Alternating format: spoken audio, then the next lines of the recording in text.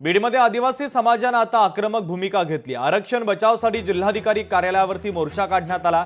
आदिवासींच्या ताटातलं आरक्षण कोणाला देऊ नका, आदिवासी समाजाचा सरकारच्या विरोधात आता तीव्र संताप पाहायला मिळतोय।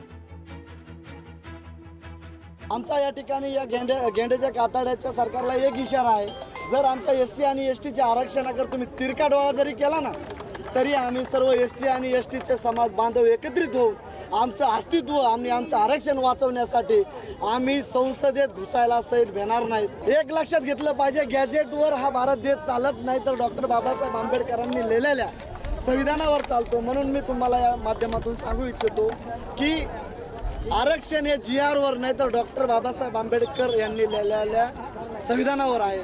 म्हणून हे ठणकावून त्यांनी अभ्यास केला पाहिजे आणि अभ्यास करून आरक्षण मागितलं पाहिजे। तर बीडमध्ये आदिवासी समाज बांधव आता आक्रमक झाल्याचं पाहायला मिळतंय। मोर्चा काढण्यात आला। आरक्षण बचावसाठी हा मोर्चा निघालेला होता। मोठ्या संख्येने महिला आणि लहान मुलं देखील या मोर्चामध्ये सहभागी झाले होते। कोणाला घेता येत नाही कारण आणि आता 12वीच्या